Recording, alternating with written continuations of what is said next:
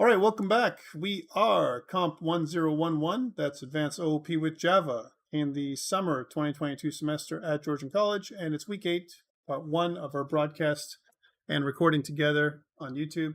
And let's talk about what happened last week. Not too much. It was a midterm test. Most of you, by the way, have taken a look at it, did very well. Okay, some people didn't get some of the pieces, and I'll have more feedback about the midterm test and your assignments next week, where everything is marked and submitted, and you'll see where that's going. Some people have made some silly stuff, silly mistakes. They didn't hand in, or they didn't submit a video, those kind of things. If you're one of those people who didn't submit a video for whatever reason, and you expected that it wasn't required, it's always required. So please make sure you connect with me and resubmit your videos. Otherwise, I can't mark you. Okay, so that's where that's going. But that is where that is. We're into the next thing we're going to be talking about in terms of evaluations.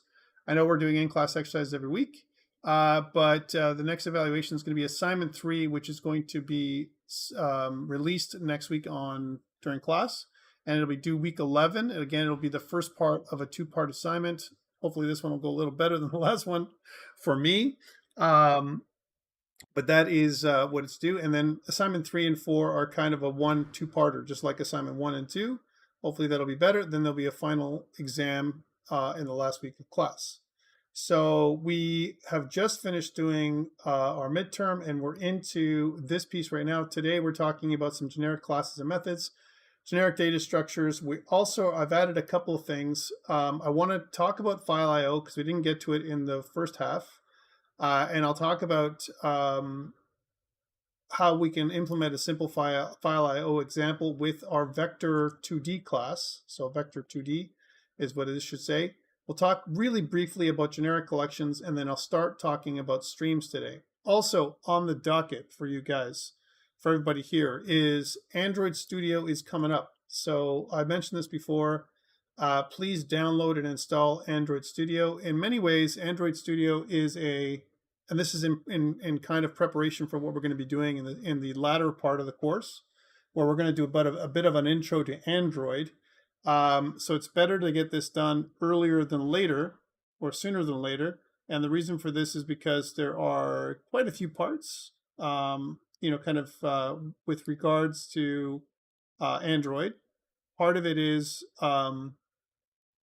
what API to download and install and all that kind of stuff. And I'll talk about that a bit today, right? So I want to make sure that you guys are starting doing that in prep, because we're not going to have very much time as we approach the last part of semester. And for us to do a whole hour on installation and stuff by then might be a bad thing. So I'll point you in the direction, and then I'll talk about the APIs that I want you to download and install, and then I'll let you do it. And then we'll circle back on that when we talk about this again later on this semester, to make sure that everyone's got everything going. So that's kind of what we're doing today. Streams is interesting.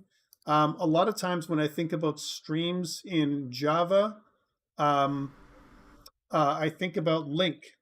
So similar to link, for C#. So if you've done link in C#, right, and hopefully you're doing that, you've talked about link. It's kind of like functional expressions is what streams are. And it's almost exactly like functional expressions. And we'll talk about that a little bit and how that can help us with things like our database, how that could have helped us in terms of, instead of writing a SQL query, we can actually use streams for us to do that stuff as well. So very interesting way of doing stuff, kind of with this as well. And how this would work is you would connect to your database. You would download everything from the table inside of a collection, like an array list. And then what you would do is you'd use streams to filter everything out and only return things that you need. So that's kind of one way of doing it without using a SQL query. We'll talk about that. So again, very similar to link. I don't know, did you guys cover link in C# when you were doing C# yet at all? Yes, no? Maybe a thumbs up if you guys did that, or a thumbs down? No. Okay. So it's kind of like, it's called the language integrated query is what it is, right? So and for C#, it's a very useful way of converting a kind of a database information into an array list or a list, which is pretty cool. So that's really great for C#, and streams help us with that same idea, which we're going to talk about today. So that's something we're going to be going through. I want to review the scanner class because we really haven't done any input this semester so far, and I want to go through that as well with you. So let's start with that. Let's start with the scanner class. So remember what the scanner class is. Just want to break this a little bigger.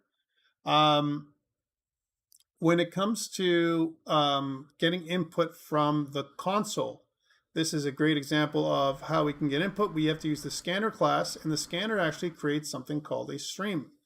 But at first we make the scanner object like this, and we use the system.in. Notice that we use system.out. That's the output stream. For the when we want to print something to the console, we will want to get something in from the console. Typically we use system.in. And then there are, once we have this, we store this object, we create this object, and then from this object, we want to get user input, and we store that somewhere as an example. And the way to do that is we use the next line method, but there's other methods we can use as well, like next boolean, next byte, next double, next float, and so on. This is something you guys should have already covered in the first part of your Java, kind of like your 101 learning how to program with Java kind of course. All right, so that's something that you should know how to do, reading data from the console, right? So I want to practice a little bit of that now, and for that, just to get right to the code, like I said before, let's pull up the last code we did. And I'm just going to go here to the desktop just really quickly and with you. So I'm going to go to Georgian, and notice that we had kind of ICE 6 last time. Okay, so that's what it was. ICE 6. I don't want to grab everything from ICE 6 this week. What I want to do is I only want to grab some of the main components. So I'm just going to show you what I want before I go there. So what I really want is the Vector2D class right now. So that's the only one I really want. I also want the utility class because the utility class helps us with our Vector2D. CManager is something that we've used in the past, and main is also very useful because we're going to do something with our Java effects today as well. But for now, what I want you to do is just let's grab our Vector2D when we create our new project. Let's do that. So again, I'm just going to go here to IntelliJ. And if you haven't updated it, please do so. I would recommend you please update IntelliJ to what it is right now. And what I want to do is I want to make a brand new project, just like we've done in the past. So again, it's going to be in the right repository or the right folder. We're going to call this COMP1011. M2022, and this should officially be ICE 7. ICE 7, but again, I'm going to call it ICE 7. I'm not sure if I want to do ICE 7 today, and the reason for this is because it's kind of disconnected a little bit from what I want to do with our. You're not sharing the screen. I think I am. Okay, if I'm not sharing the screen, let's share. I don't know how that's not happening, but share content. And let's share my screen, which would be this one. There we go. How about that? Awesome. That's weird. Okay, so yeah, so this is here I just kind of made ICE 7, as an example. And I'm going to make sure that the group is correct. So ca.georgian college is what I want to use here. I'm definitely going to use, because we know we're going to probably use Java effects, I'm probably going to use Java version 18, because that's the one I want to use right now. Okay.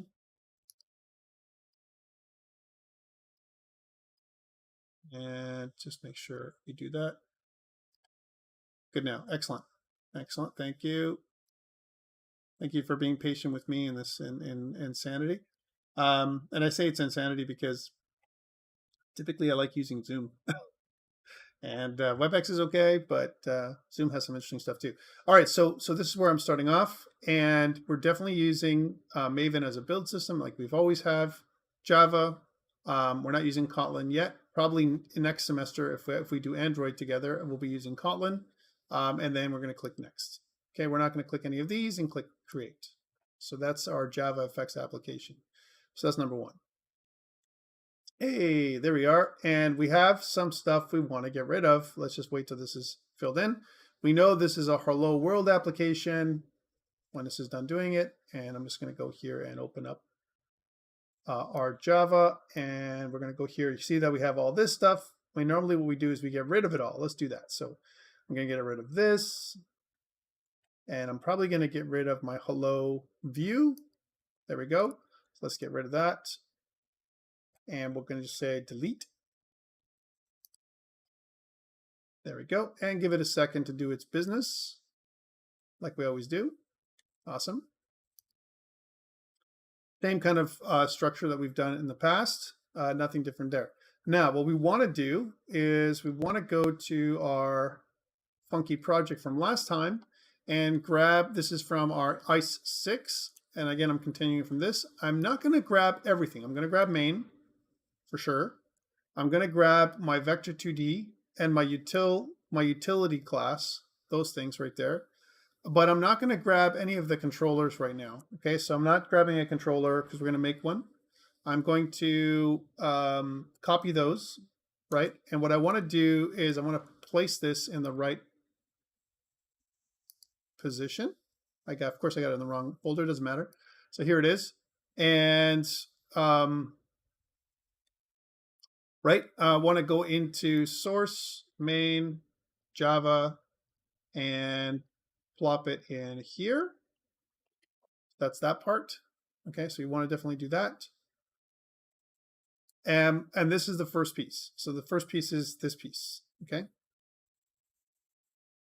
So if I go back to here, then we should see those files. Let's fix them.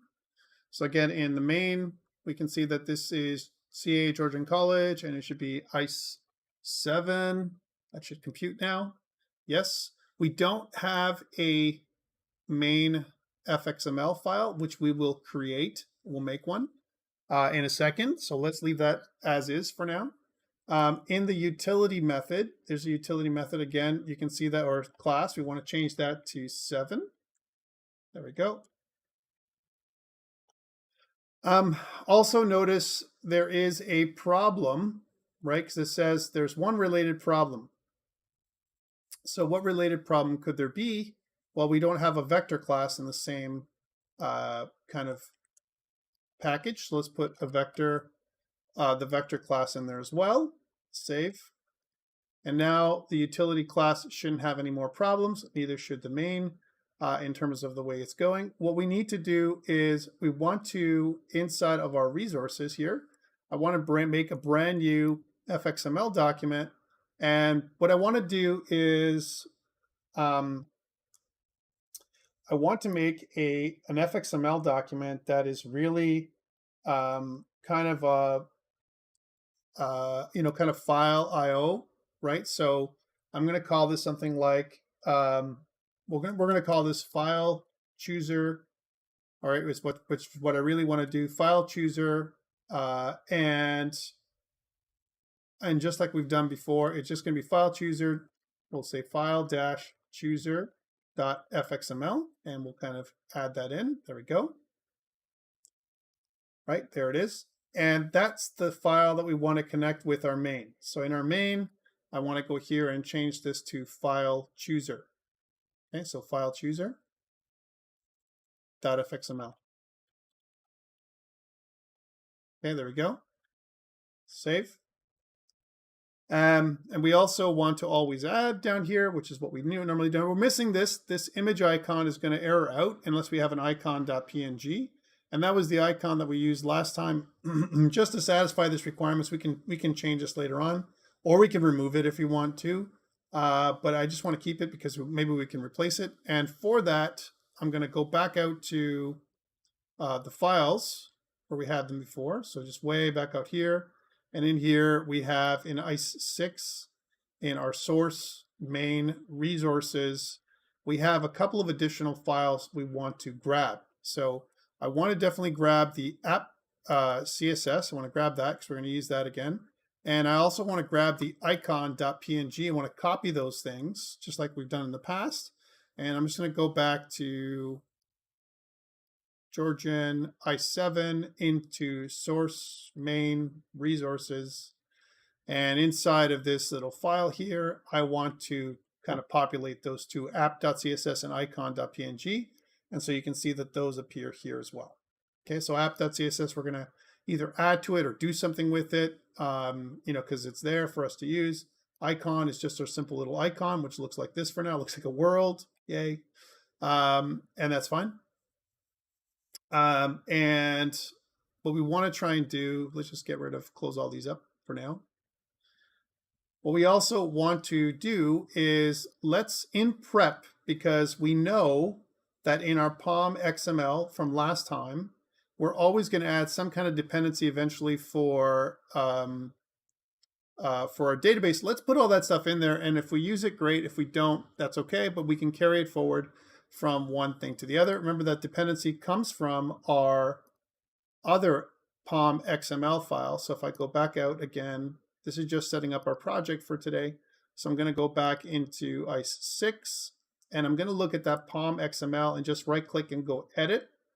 This is what I normally do. And I scroll down and I grab kind of that dependency from MySQL if we're going to use it. I may not use it today, but I want to grab it anyway.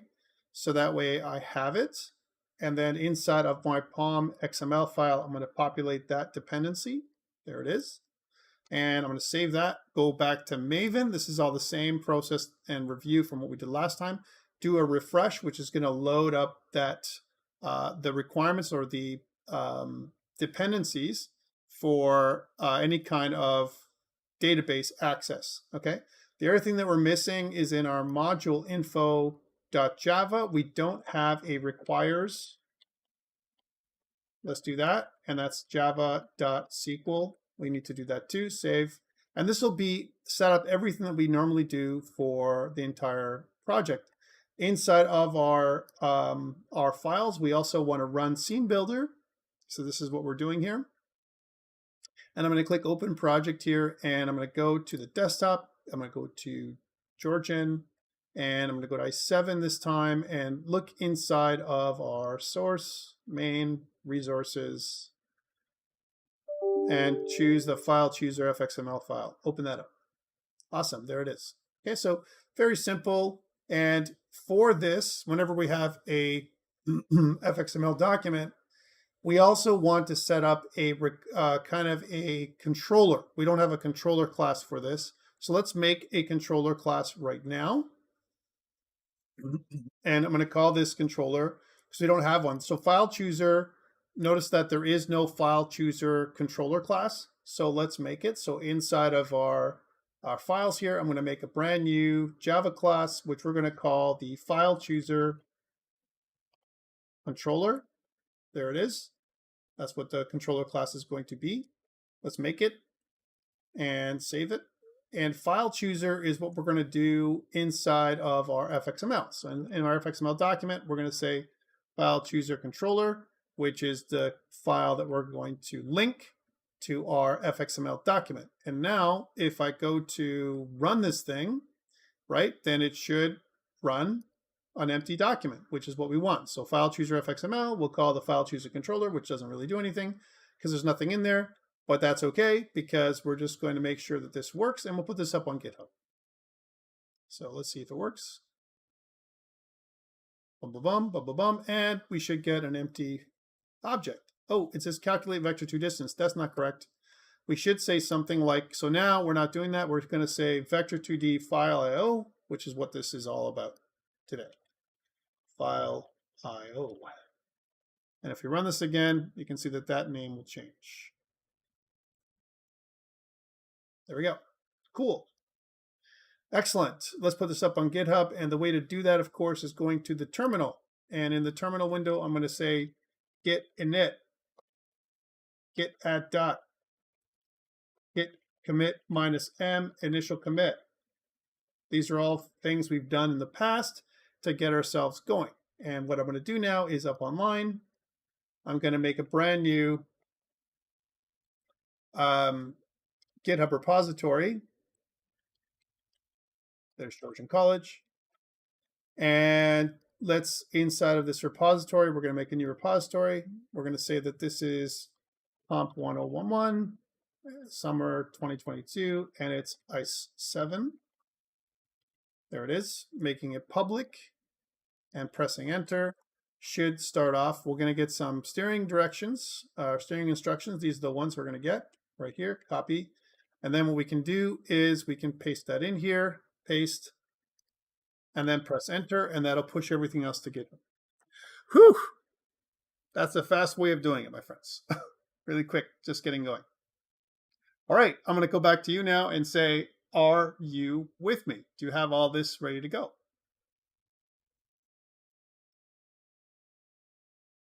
And if you are, you can put your all set. Good. Again, this is nothing new.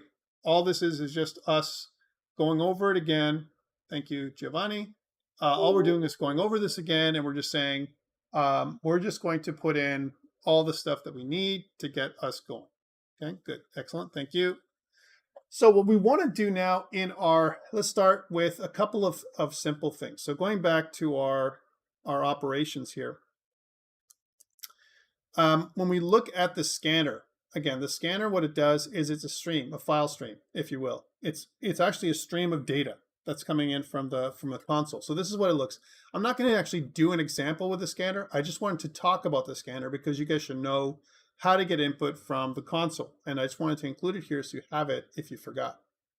What we want to do is want to be able to do some kind of file writing and file reading. And file writing and file reading, we're going to use sequential text files for this example.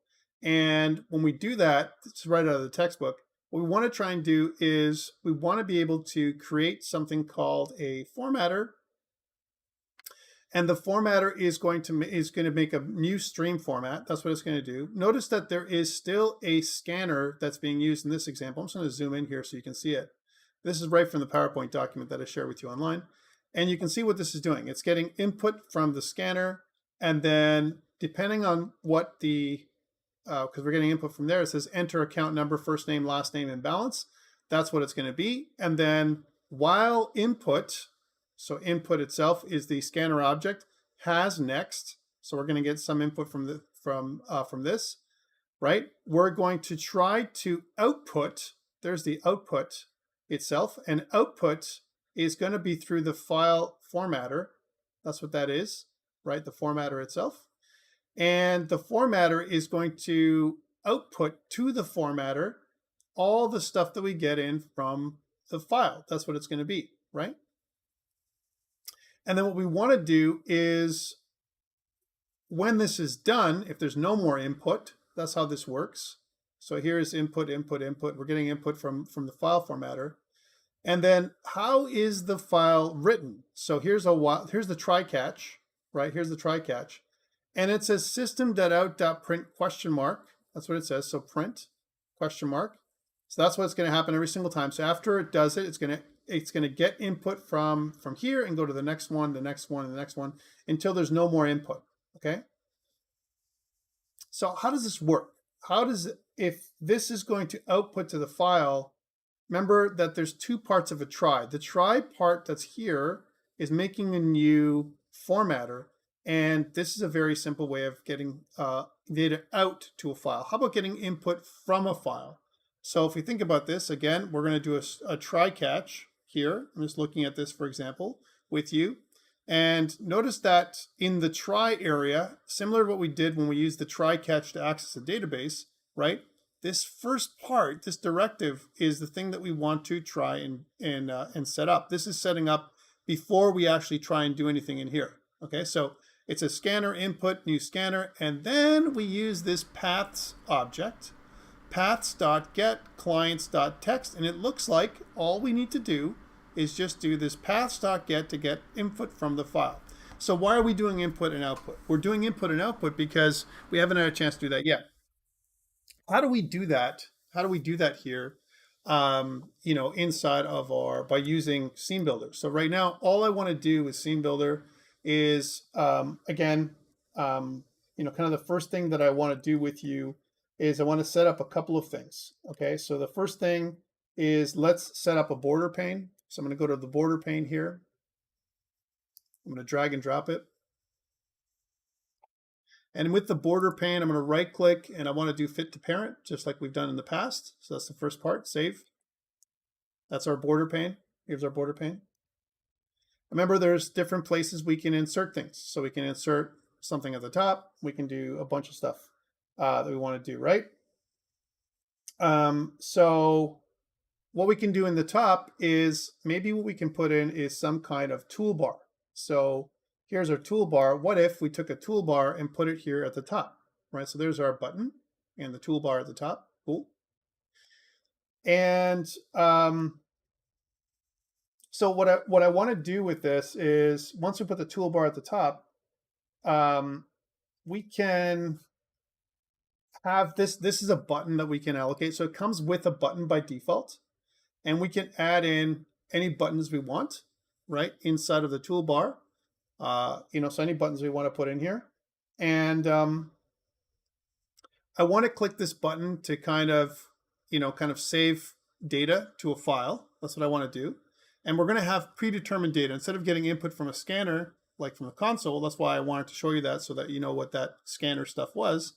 I want to output directly to a file by clicking this button one time, okay? And what if the stuff that we got to put an output to the file, if we wanted to do that, we could get it from the database, or we can create our own little mock data for now. So that's the first step. So this is the first piece that we want to do. So basically this is like output to file. Let's just rename the button so it says output. Man. Button. Hello, button. I love when that happens. And let's try that again. Toolbar into the top. There we go. And why is that button not? That button looks like it's really weird. So the toolbar is modified. You know what? I'm going to close down. Do not save this. I hate when that happens. Sorry. I just want to make sure that I didn't save anything. And let's just pull back up that file chooser fxml. Thank you. And let's do that again. So I've closed that down. I'm just going to grab a toolbar and a border pane. So the container is going to be border pane again. Sorry about that. Oh, it already has a border pane. Wait a minute. Undo. Oh no. Did it save? I think I may have saved the border pane. Which kind of is not what I wanted. It's not what I wanted. But I did want a toolbar. So let's go to Controls, Toolbar. Actually, that's more of a container. Try that again. Please don't give me that button. It did. It gave me that ugly button again, guys. I hate it. All right. Of course, it did that because I typed in button and it messed things up. So it doesn't matter. Let's just call this save to file. Save to file. There it is. And we want to make sure that the way this button looks, probably in the layout area, if I'm not wrong, that's probably what messed up there. Let's take a look. In the button, save to file, black. What did I do wrong? Text overrun, wrap text. It's something to do with our graphics because the button style is wrong. What if I put another button in there? Just curious. I think you can add in as many buttons as you want in the toolbar. Yeah, so it's the toolbar itself, not the button. So the toolbar, and let's go with source over. Accessible role is center. There is an option that I'm missing to give me this darn toolbar thing. Why? It's an option. Visible, focus, traversable, cache shape, horizontal, cursor inherited. Don't care about blends or blooms. Definitely the toolbar. Oh, maybe it's the border pane. What is it? So for each thing,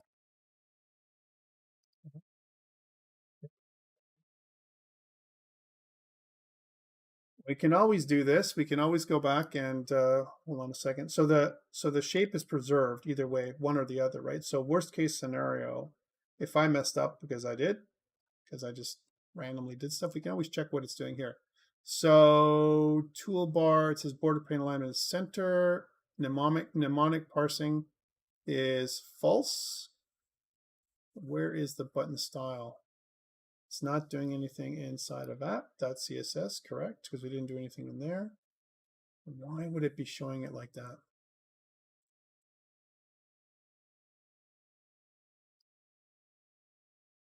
Again, the good thing about this is we can always read the XML to figure out what the problem is. It's really weird. Mnemonic parsing is false. What if I just did this? And I said, nope, text is this. And let's go back into this piece and see what we get. And let's just make this larger. And let's make it so that we can see the button. So what is happening? Love it when we have problems. This is all good learnings. Okay, so would it do that again? It's been a while. Did you guys have the same problem? Probably not, because you guys did it better than me. No. Yeah. And I wonder if here's another thing we can check. What if I added a button in here? Would it do that same? So that worked. So it's not, so you can clearly see, and this is the great thing here. You can clearly see that a regular button for properties, ellipsis string, graphic text gap, inherit, visible, scale shape, cursor is default, source over, depth test, accessible role is button, yeah. Could it be a layout issue? Alignment, what did I do? Layout bounds. Let's see if I save that button, what I get. I get this button, which is border pane alignment center. So border pane alignment center is this, and that is the toolbar, ref width, and height, save to text. Huh, isn't that interesting? No difference. Control layout. What if I just start it up? What does it do? Right, of course it does. So that is, so what it is, this is interesting.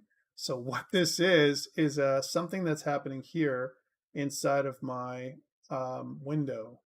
So this is actually a scene builder issue. So what would it be? Content, find library, show CSS analyzer, show outlines. Yeah, that's good. So hide outlines. There we go. What is it? Content, properties. That's that one. Layout, code. Can't believe it. It's something here, definitely. Show sample data, disable alignment guides. Would it be a zoom? That's just zooming in and out, right? So that's what that does. It is an option because what we're getting here is not what we're seeing. Okay, so that sucks. Themes, glue on mobile light. Okay, maybe that's what it is.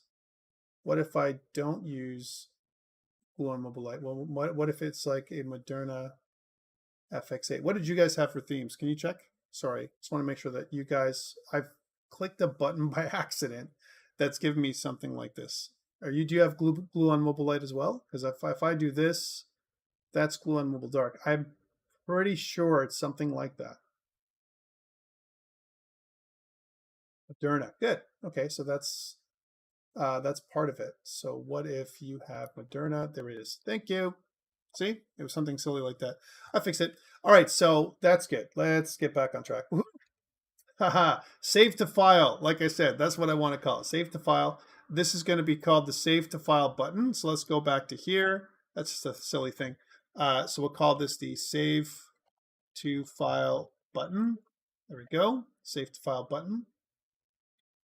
And of course, what we want to do with this, we don't need the button itself to do that. We don't need to have that, but we do need an action in our code. So this should be the save to file button clicked. Save to file button clicked. That's going to be the action. Save. And then what we want to do is going to go to view, show sample controller, and this is the stuff that we want to grab. So all this, copy it, and go back to our code. I'll be okay. And basically put that in here, which is going to give us our save to file button as well as our action event. And this is where we can do all of our business in here. Okay, so this is where we're going to start. And just like we did before, I want to grab some of this code, but not all of it. And I want to be able to output some data, again, out to our out to the file. Now notice what we have to do here is we're going to do a try catch, right? And we're going to make a new formatter. So let's do that first. So again, inside here, we're going to do a try catch. And inside of our try, we're going to say formatter, right? And as soon as we do that, it's asking us for our class, right? Where we want to, just like it says, if it doesn't know what formatter is, it says we want to create formatter class, right? So if I said something like formatter output, and it says Alt Enter for choices, we want the Java util formatter. There it is, right? And we want to say that that is equal to a new formatter, and then the name of the file that we're gonna use is something like vectors, vector2d, right? Vector2d.text. There we go. So that is going to be our try area. And as soon as we do that, it says that formatter has an issue. It says unhandled exception, right, for this. So we're going to do a try catch. And just like we have here where there's no such element exception, they have an element exception for this, right? And there's also file not found exception and a bunch of other stuff here at the bottom. So here is the big try catch up here. You can see that this is what they're doing here. And then so it's really either a security and or a file not found exception. Let's do that. Or what else is there? Or a formatter closed exception. So if you look, and let's say, for example, if I say, let's catch all exceptions. So we'll say this is an exception. So any kind of exception at all, that will catch the problem, right? Because that's what it's looking for. It's saying that it needs it's going to have an exception that potentially might happen here. And then we have to, kind of close it off if we need to. So that's the first part. First part is, we need some kind of try catch. Let's just zoom in here like this. We can have more room here. And we're going to output to a vector2d. What do we want to output to a vector2d? Well, because before we would get input from the scanner, right? And then what we want to do is we want to say that every time we get, as it says while input has next, as an example, then what we want to do is we want to output, and that's what the formatter is, output.format, and then whatever we want to put out. So let's format the data that we want in a specific way. So we're going to say something like, let's just put one file out there. So output.format. And basically we want some kind of format string. And the format string is going to take in the data that we want to kind of process. So if I want to output, some kind of, notice what it says is a account number, first name, last name, and balance. So account number, first name, last name, and balance, right? And then enter end of file indicator to end input, right? So that's what it's listening for. So can you tell me, if you're going to be intuitive and see for this, for the printf, the thing that we want, what is the format that we're going to use here? So it looks like D is decimal. So so that's the first one. So input.nextInt, it's going to go there. Input.next is going to go there. Input.next is going to go there, right? And input.next double is going to go there with a format. So how would we format a vector if we're going to do that? We know a vector 2D has both an X and Y pattern, right? We want to get the X and Y information. So we could do that. Let's suppose we have a new vector 2D, right? So if I was going to do a new vector 2D and it had two parts to it, right? Remember that the output format, if I don't specify it, and if I just output a new vector 2D that's, let's say, 0 and, I don't know, 10, right? What happens to the file? Does it need a format if vector 2D has an overridden toString method? So here's the, remember at the bottom of vector 2D, we have this overridden toString method that outputs the way we want to, unless we otherwise specify. Here's to1 decimal string. If you want to do that too, you can see that that is something we can do as well. So to1 decimal string, which produces a string that looks like this, right? So what do you think is going to happen? As an example, if I go back to our file chooser controller, if I just don't specify anything, do you think that might be something that we want to do? So first of all, let's do an here in the catch. We'll do an exception dot print stack trace, right? Because that's what we're going to do. And every time we press that save to file button, right? Then it's going to output to it's going to overwrite our vector 2D text, correct? Let's see what happens. If I did this, is it going to throw an error? What do you think it's going to do? Save. All right, so I click save to file, and where did that file go? What happened? Did it make anything? Well, it's right here. Take a look at that. It's way over here. And what does this file have in it? Right now it has nada. It has nothing. Okay, so that's where it went. It actually did that. That's pretty cool. And it put that, if you think about where that is outside of the source and right in the root of our file. So this is where it's going to go, vector2d.txt. But nothing's inside of it. Why was nothing inside of it? We didn't specify a format. We didn't specify anything for it. So let's go back to our file and try it again. So let's see if we can do that. So back to this. So we didn't specify, which made a brand new vector 2D. Let's make a brand new vector 2D. So we'll say, we'll call this first vector. So vector 2D. We'll call this first vector. That's equal to a new vector 2D. We'll grab all this part.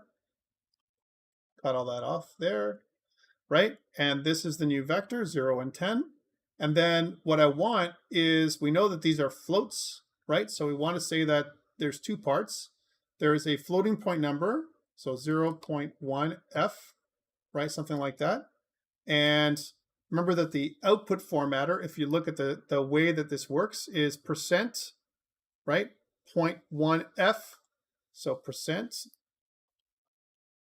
0.1f, followed by first vector dot get x, and then first vector dot get y. There it is. And then I want some kind of, remember, we're formatting how this is going to look, a space, and then percent dot 1f again. So that's what I want. Let's see if this works any different in terms of the way it outputs to our file. So again, run, and let's see if that works. And all I want to do is just press save to file and see what happens. So save. Now it didn't give us any feedback, but if I go to my vector 2D, oh, look at that. It outputted to the file nicely. Okay, let's go back to this for a second and talk about it, right? So what's happening here? Okay, just to go over it again. Java makes it super simple to output to a sequential file. But what we're really doing when we do our output.format is we're doing something called serialization. Okay, so serialize our vector 2D data. That's what we're doing, right? We're serializing our data and we're outputting it to the file, okay? when we read stuff back in, if I was going to read stuff in from our file and show us the vector, to the screen as an example, then we have to do something called deserialization, where we decode the stuff that we have from our file system, and we want to decode it and put it back into something that is usable. Okay, that's what we want to do next. So sure, we've written our file. That is our vector2d.txt, right? And it's looking like this. And there looks to be a space. It's a space separated format, all right? That's what we're doing. If I wanted to make it a comma separated format, then inside of our output formatter over here, we would add in a comma. Okay, so that's comma separated format. Space separated format is okay, but I need some other kind of a button to read it in, and there's got to be some kind of output for now. For now, what we want to do is we want to make another, let's just do it by hand here, instead of having SceneBuild to do it for us. I'm going to say @fxml, let's do it by hand. We're going to make a new button called read from file button clicked. Read, let's do it again. So read from file button clicked, there we go. And we know it's an action event that we're going to have. And I want to do the opposite thing. I want to read from the file using the same kind of the other thing. Instead of using the file writer, we're going to use the file reader. Notice what we're going to try and do. We're going to do a try catch with the scanner this time around. Okay, going back to that scanner example. Again, so here's our try. We're going to make a brand new scanner, right? Here's our Java from Java util, which we're going to call input. And we want to, yes, let's press Alt-Enter for the scanner. And what we want to do is we want to use paths.get. Paths is also something new. So paths.get, right? And in our paths.get, Alt-Enter, please, for that one. In our paths.get, we're going to use the same file name, which is our vector2d.txt. There it is. So that is what we want to try and do. Again, what we need is a catch for a number of reasons. So there's our exception. And as soon as I put that exception into place, that error goes away, because we could have a file not found exception. We could have a lot of exception. Let's just copy this part for now just to get that quickly done. There we go. So first we open up the file, paths.get scanner. We're going to use this as a file stream. That's what we're doing. Paths.get is actually a file stream that opens up. If you actually hover over, it tells you that. It says converts a path string or a sequence of strings that when joined from a path string to a path. All right. And paths itself, it says the class consists exclusively of static methods that return a path by converting a path string or URI. So that's what it does. It converts it. And scanner basically says, hey, I'm going to get an input, some input. We need a source, and the source is going to be this path, this thing that I'm scanning. I'm scanning from a file. I'm reading from a file as opposed to reading from the console. We're going to use a scanner for this. So pretty slick in terms of what Java does for us. Okay, cool. Next. So now that we are getting input, it says, now this is something we could probably use. It says input has next. What we want to do is, it says that we want to system.out.printf our input.next, input.next, input.next double, and we can specify how this is going to be done. And we need to use these kinds of things because we're reading a file as if a user is entering data. Okay, so this is pretty cool. Let's do the while statement. So while, again, like it says, input.hasNext, input.hasNext. Pretty simple stuff. So while we have input, while we have file data, there's no end of file is what this really is, right? Then we want to do is system.out.println. We can also system.out.printf. So system.out.printf. Printf, again, is formatting, right? So we output, and we're going to specify how the way it came in is the way it's going to go back out. Okay, so we're going to say, okay, so percent 0.1f or .1f, right? That's what I want. And of course, I got to put this in quotations, Tom. because, I'm just doing the crazy stuff here. And then followed by, space, and then %.1f. That's what I want, right? And it's going to go somewhere. Now, notice that this is coming in into what's happening here. Now, -10D and -12D, these are where it's going to put it, how it's going to output to the line.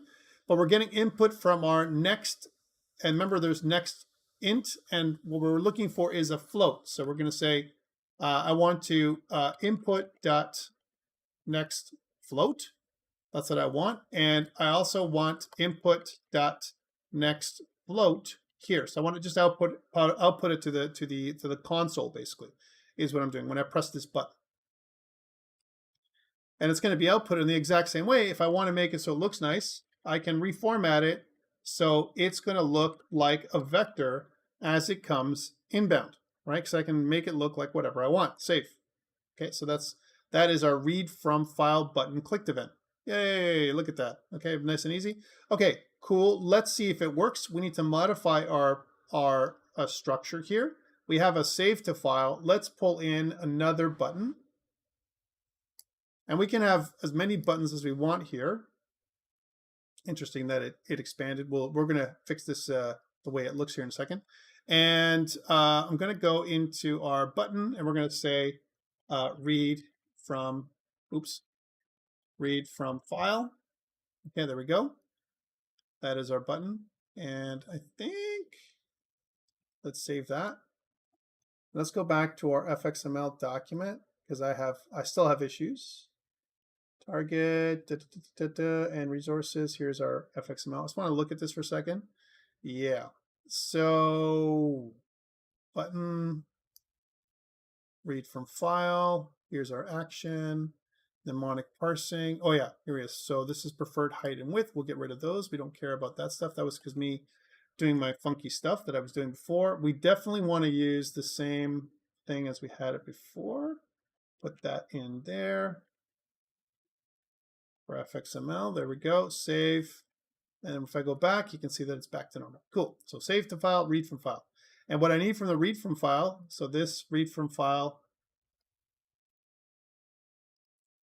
I'll call this the read from file button, read from file button.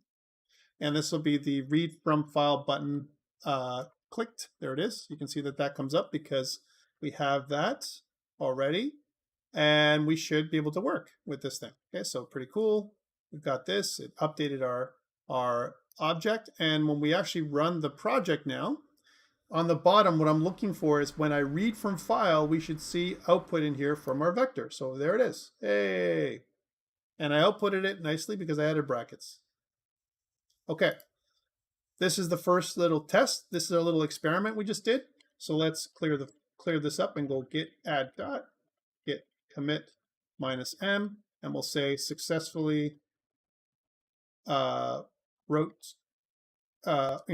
performed simple, we'll say file IO, git push. Okay. Are you with me? How are you doing with all that? Did you get that? Are you comfortable with it? It's pretty much not too crazy, but we need to know how to read and write files sometimes for the next step, which is where we're going to read stuff from a JSON file. I want to read stuff from XML files in the future. We're going to read stuff from different things, right? So I want to just talk about how we can do that, and we can use very simple code, to get that done. One thing to note is we read our file into our vector2d.txt file. That's what we did, and kind of that's what happened. Anyone have any issues with any of this stuff so far? Hopefully not. Hopefully you guys are all good.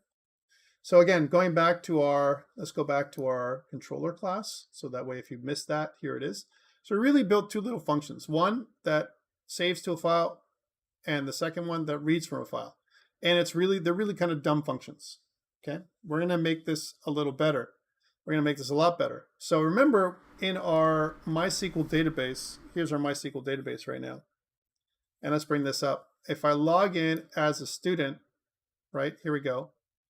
And if we look at our students table or our vectors table, let's look at our vectors table for a second. Here's our vectors table. And let's select our rows from the vectors table. These are the vectors that we have right now. We have actually a bunch more information, right? We have vector ID, X, Y, and magnitude. We have all these pieces that we want. And I want to be able to take this data and dump it to a file. This is step 2, okay?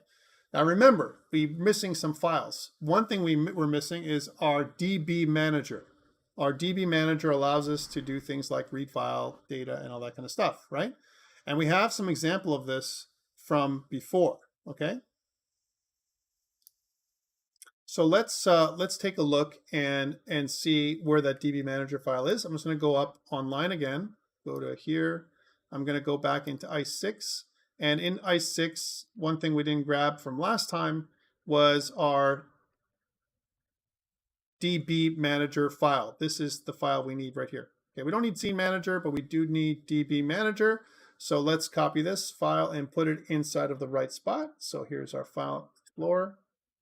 Here it is. And we'll go back to our desktop and into Georgian, i7, and we'll navigate to our Java folder here, and we'll drag and drop our DB manager file in here now too. So copy first, not drag and drop, copy and paste. There it is. There's DB manager, which it's gonna appear here for us. There it is. And our DB manager file is gonna be wrong because it's for ICE6. It should be ICE7. There it is. Remember our DB manager, we covered something called singletons last time, right?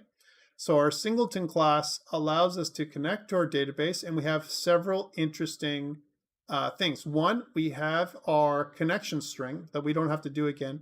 Our password and our username is here, and we can insert vectors. That's one thing we can certainly do. But we also want to read vectors. There's our read vector table, and it's going to output an array list of data, And when I get the array list of data, right, so I'll read the vector table. And when I do that, it's going to open this up, try to connect. There's our try catch, our complex try catch statement right here, where it executes the query, basically allowing us to select our vectors, vector ID X, Y from vectors, and it's going to loop through while the result set is next is still alive.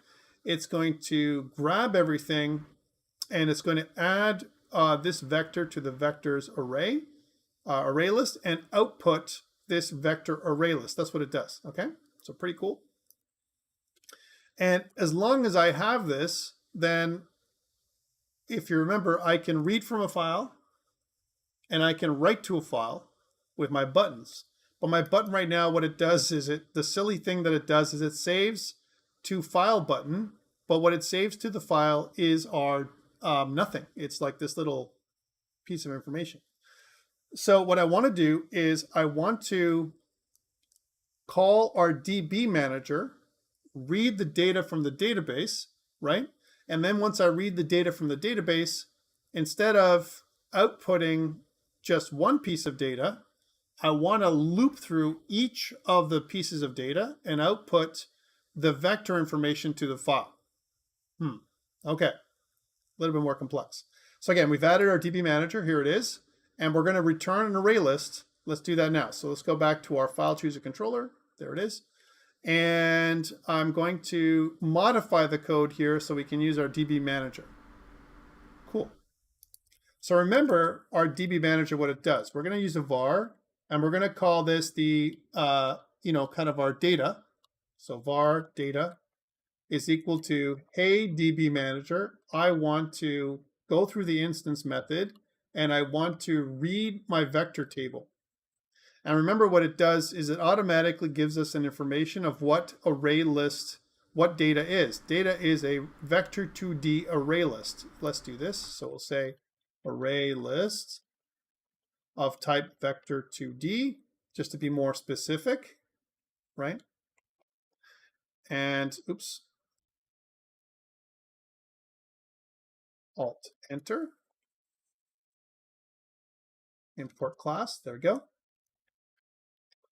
And you can see that we've imported the stuff we need, format, scanner, all the things that we need, file paths, right? Which is pretty cool. And now that we have our data, we need to sort through it and do something like this every single time. So let's do a for each loop. So we're going to say for each. And remember, the first part is we want to get for every vector 2D, vector in our data, for every vector in our data, right? For every vector 2D in our data, and instead of data, we can also call this the, our data table or vector 2D data. Let's rename this. So again, renaming is pretty cool. Refactor, rename. Some people asked about this. So if I say call this something like rename code occurrences, sure, we can do this. So we can say let's rename this to vector 2D data, vector 2D data. There we go. And that looks a little nicer than just data. There it is. So for every vector 2D in the data, then what do I want to do? Well, I have my vector, so I don't need to do this anymore. I need to serialize that vector data simply like this. So how do I do that? I can just say, instead of first vector, let's replace this with this. And then I can output to the stream everything I want. Now, question. If I did this, what would be the problem if I just did this? We're going to do for each eventually. Yes, Nitin. One sec. So I just did a for each, and what I did was it's a arranged for loop, which is what it is, right? So question for you, if I did this, what would be the problem? If I did this piece like this, what are you thinking might be the problem? So Guillermo says might be null values. Could be. I'm getting X and Y values from my vector 2D, right? So that's a problem that it might be. What else could it be?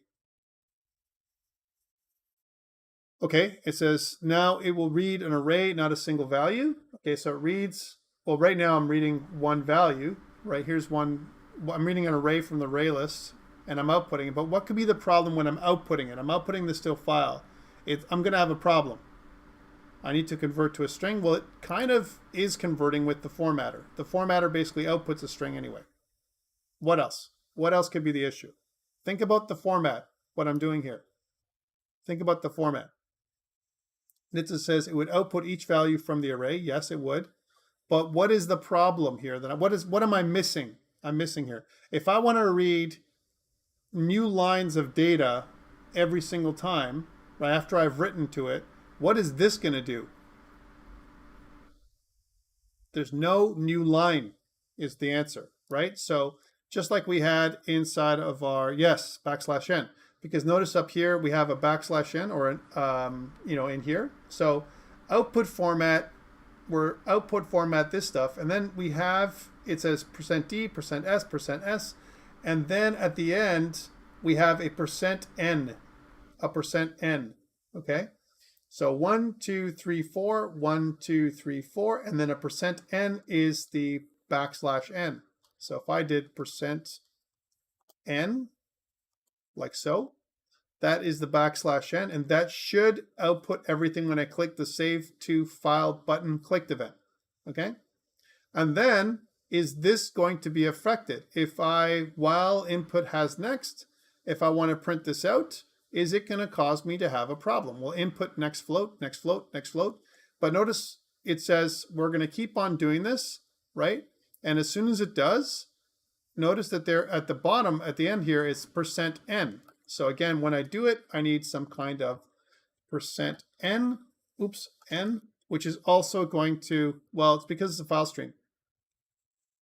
So that's why, Kuhen. Let's see if this works, if I'm not crazy. And let's see what happens, okay? So if I run it, first we want to save to file. All right. And if I click read from file, we should have a list of data. Look at that. There's our list of data from the file. Okay. So now it did the same thing, exact same thing. The only thing we added was this %n. %n is required instead of \n, because remember that our printf is a formatted string. And because we're formatting string, the escape character should be a % instead of a backslash. Okay. Just FYI. All right, for that one. So if we look through and we look at that file now, here's our vector2d. We can see that this is clearly a space-separated list of data values. And notice what happened also. It overwrote the file that was there before. So whatever file was there before is gone, and now we have it here. Okay, pretty cool. Nice. I like it. It's beautiful. And what we want to do now is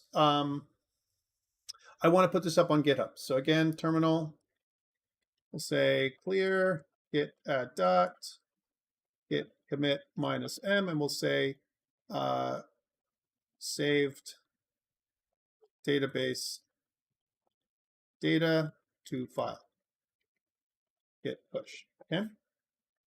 And we added our DB manager.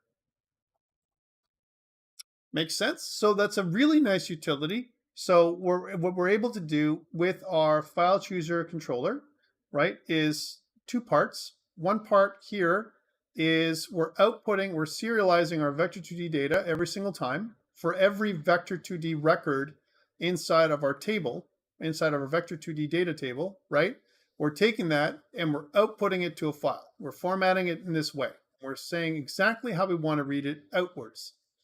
On the inbound trip, we're reading it as if it's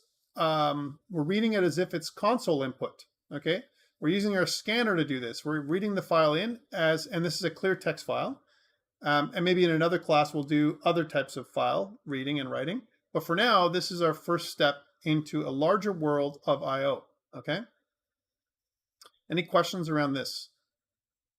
I may ask you to do this in a future assignment, or maybe even on a test. If I may ask you to output things to a file. Outputting things to a file is super important for a bunch of reasons. One, if I want to create log files of my errors, if I want to create log files of user input or anything like that, we need to be able to save it or output it somewhere. Okay, that's what we're doing. And that's what file I/O allows us to do. Okay, it allows us to output stuff to a file, and we can save anything we want within reason. However, negative things, let's talk about cons. So pros, we can read stuff in, and I kind of put it on one slide just to make it super simple from a reference perspective. So anytime you want to reference how to do file I/O, it's right here. Okay, one slide. Okay. We also have a bunch of collections, and right now what we're using is an array list type, an array list of vector2ds, right?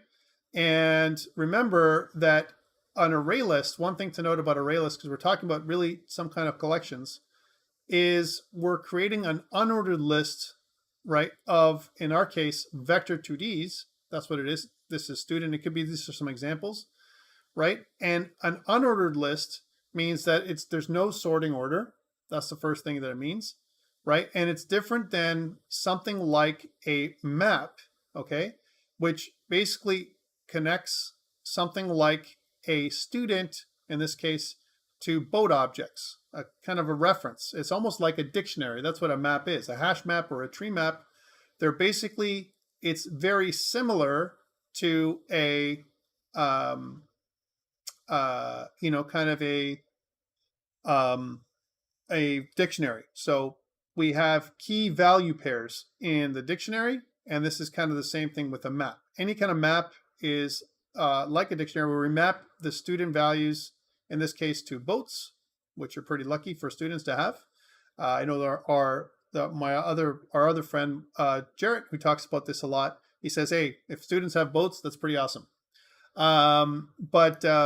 Let's go back to sets. What's the difference between a list and a set?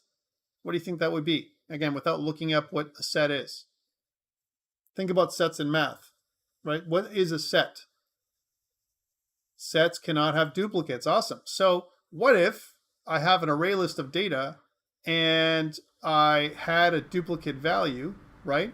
And I put it inside of a hash set. And if I called, instead of an array list, do you think I can use something else? Can I add in a hash set, unordered list, of an unordered set of vector 2Ds? Is that possible? And the way we can test this, right, to see if how this works is right now you can see that there are no duplicates, right? Every kind of every value is unique. That's one thing that we know. And there's a bunch of reasons why every value is unique, right? When we get value or data back, right? So a couple things is we have a vector ID, we have X, Y, and magnitude. Those are values that we have.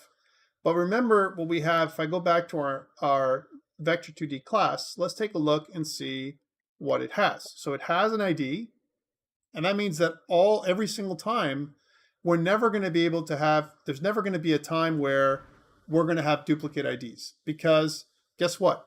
Inside of our table, vector ID, because that's how we've defined the table, must be unique. Okay, so it's our key, and this key it's auto incrementing, right? It's a primary key, and it cannot be duplicated, right? Because we can always go from one thing to the other. Notice it kind of goes in here, and that's how it works. So we can't have duplicates of our keys.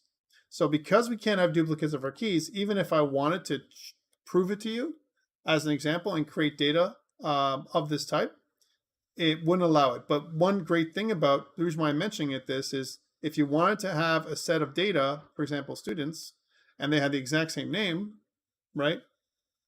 Then, you could use a hash set and it would not include any duplicates.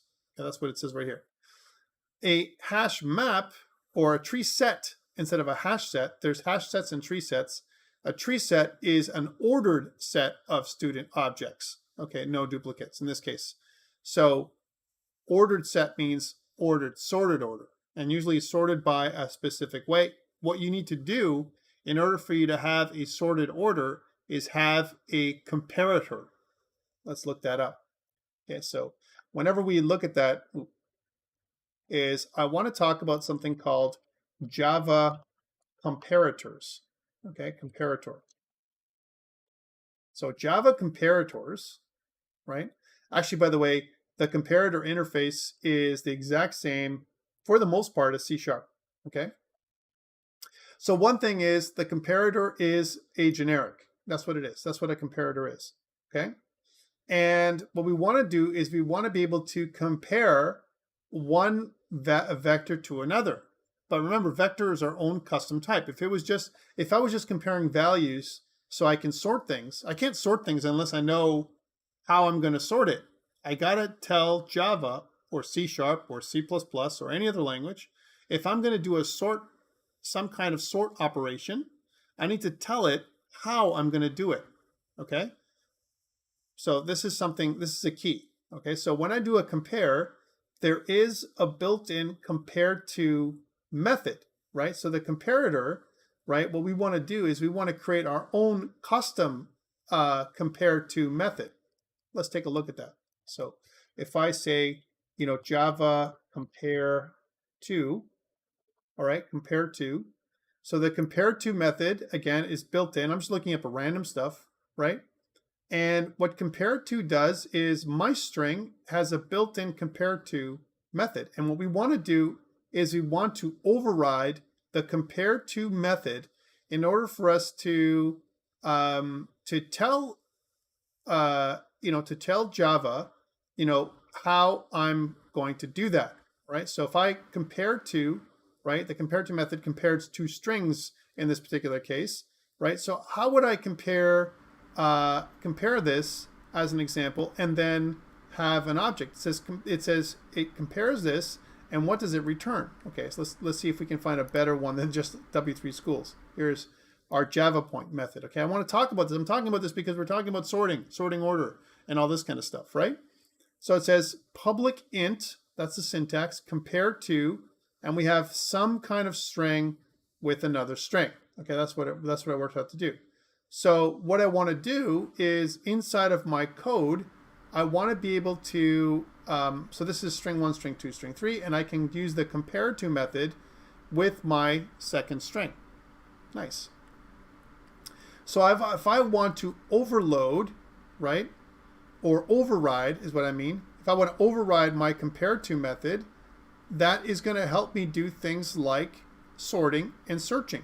Because without overriding this method, Java won't know how to compare vectors. Okay, so let's talk about this. So if I say something like, let's go back here and search.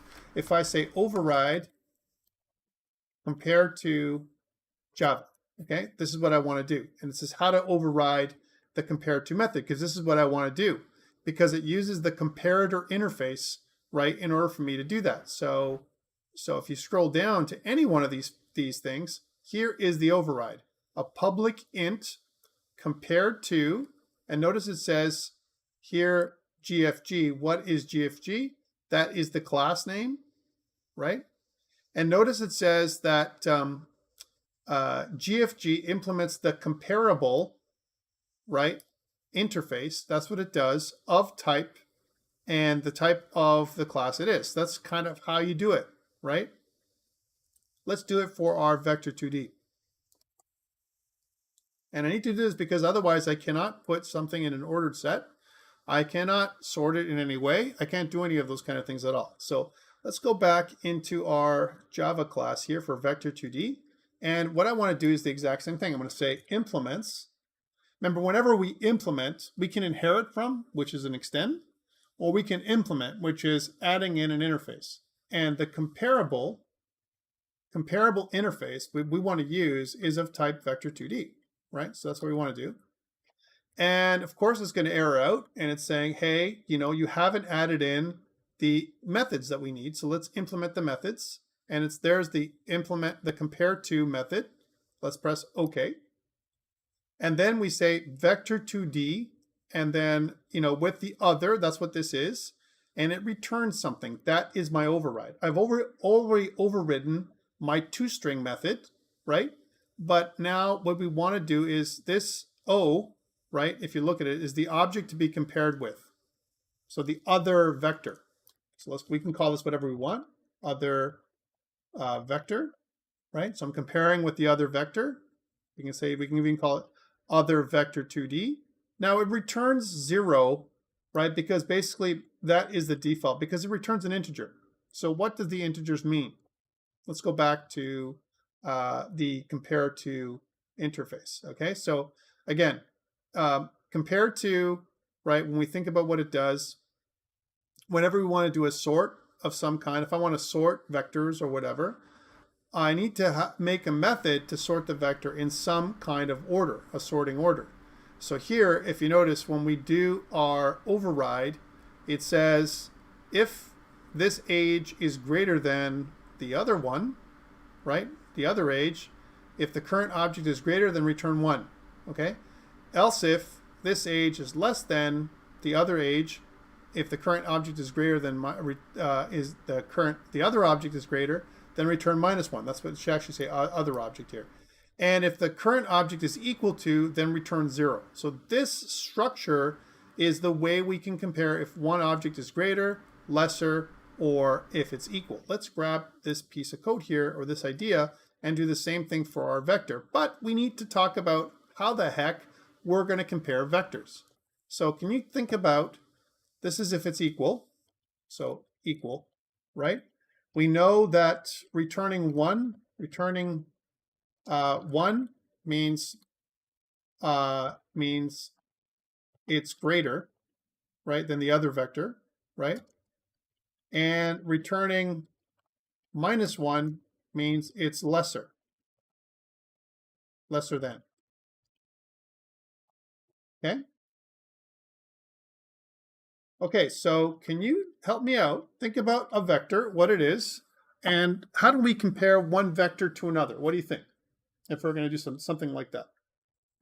What are your thoughts around this, guys?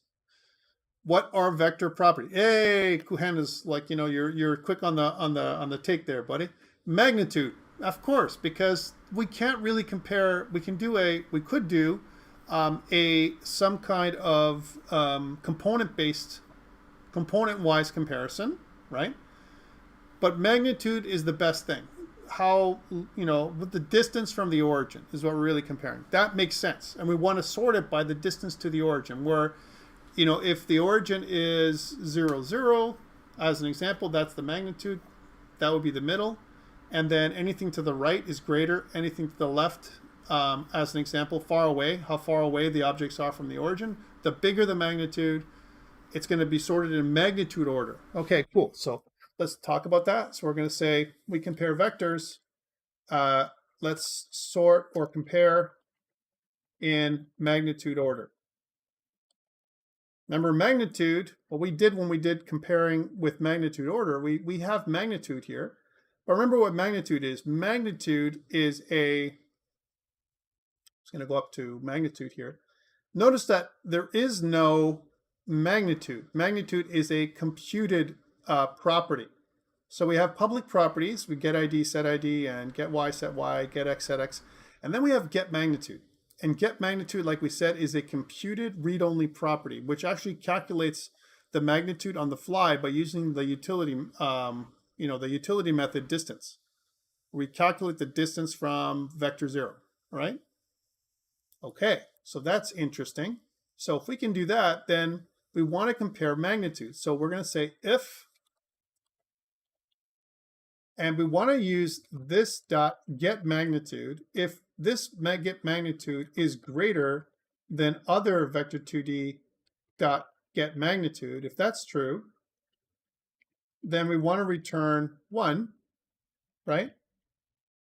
Else, and we can say else if, just like we have here, if this dot get magnitude is less than other vector 2D get magnitude, then we want to return, so let's just put these little comments in the right spot.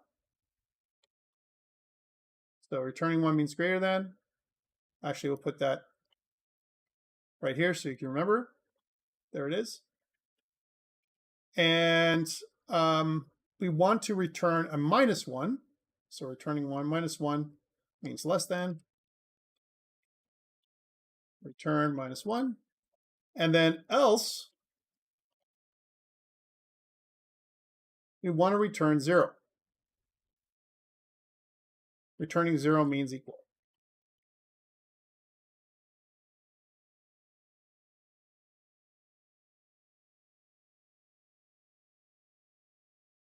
Okay? So we need a compare-to function in order for us to do any kind of sorting and searching. Okay, sorting specifically. Does this make sense to you? Because how would the computer know?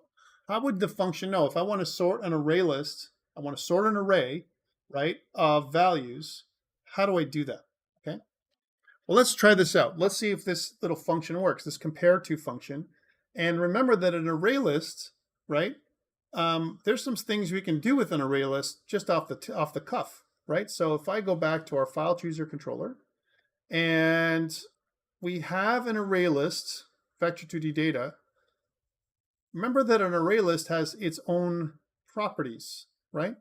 So if I looked at our vector 2D data and I wanted to do sort, and notice what it says is, it says that it needs a comparator, right? And so how would I do that, right? Because it's looking for some kind of comparator to be able to do the sort. And you would think that, well, because our vector 2D already has a compare-to function, then this shouldn't be an issue, right? So it says util comparator, and then we must specify what the type is. Okay, cool. That's the sort. Override sort in interface list. That's what it does. And it says, see the comparator that is being used to compare list elements. A null value indicates that the element's natural ordering should be used, whatever that happens to be. Okay, so if I put null in there, like so, then, maybe the comparator, that's what the comparator is, it's got a null value, and we're pretty good. Whatever the natural elements are, sort, here's something else that I want to think. It says sorts this list according to the order induced by the specified comparator.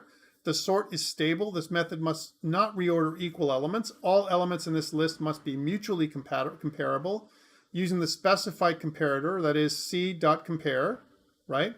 As an example, and E1 to E2 must not throw a class cast exception for any elements. That's what it does, okay?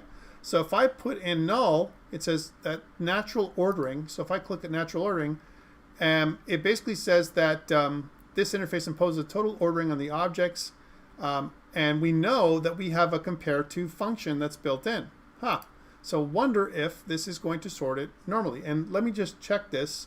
The reason why I'm putting this in here, just this variable sort here, let's see what happens to our list. This is the original list, okay?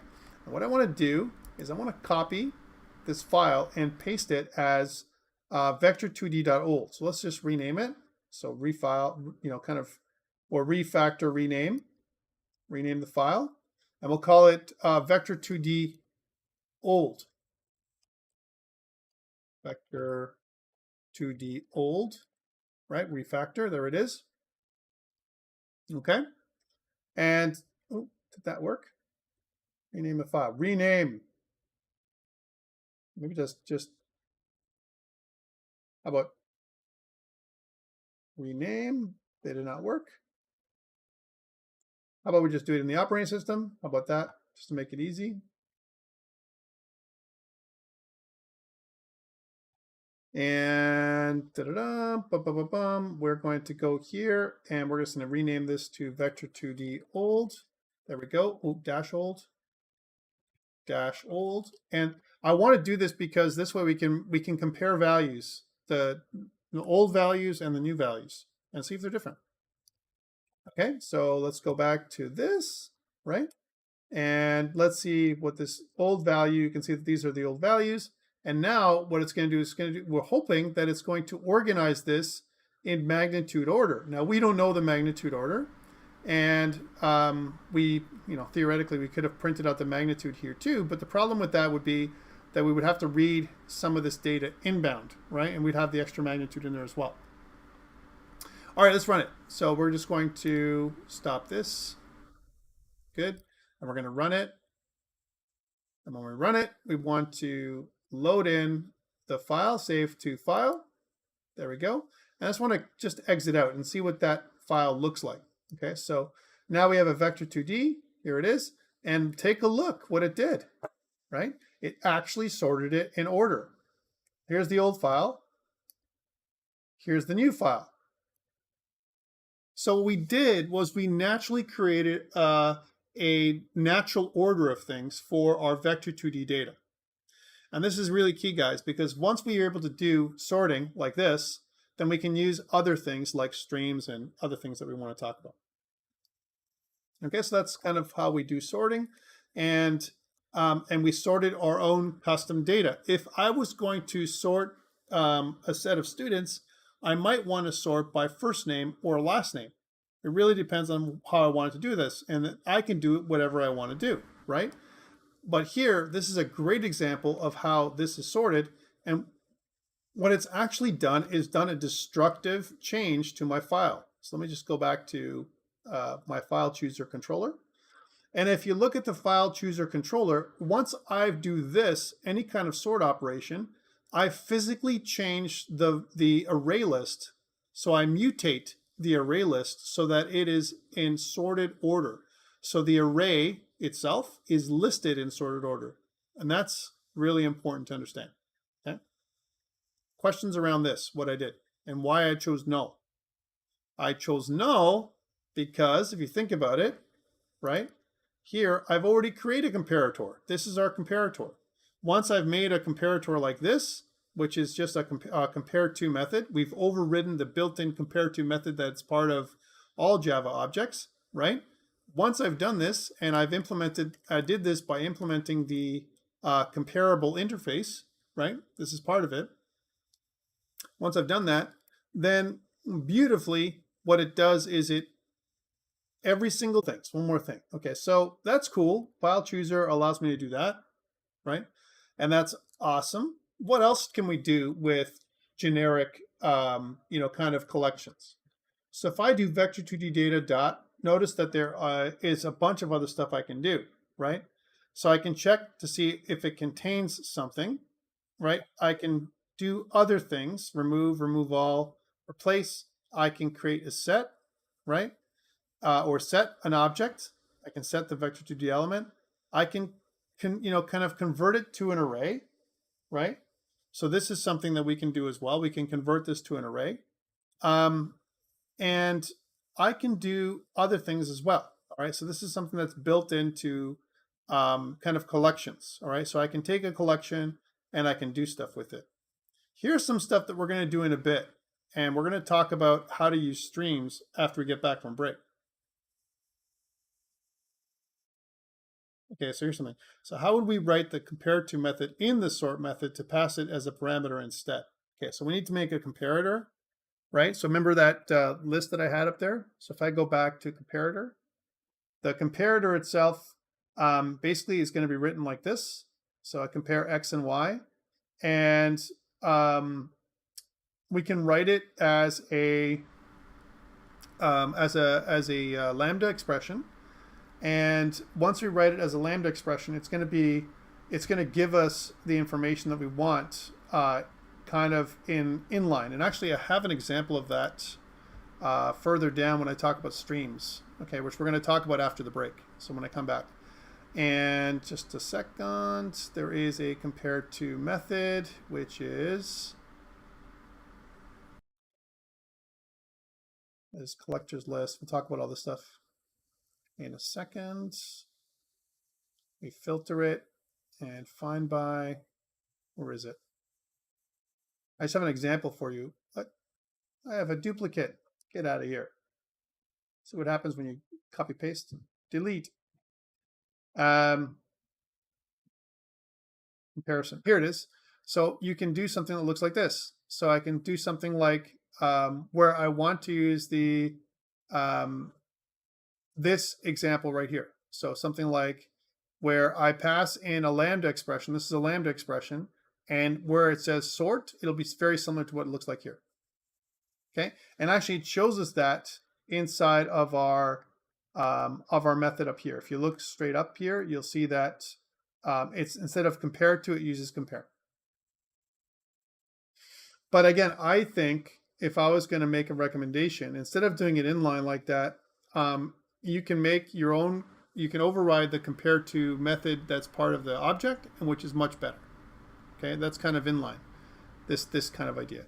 We're going to get back to this, and with this, we're going to talk about streams, because naturally collections and what we just did naturally flows into something called streams, which is something that I want to talk about in the second half of our day. So let's take a short break. We're sitting at 7:33.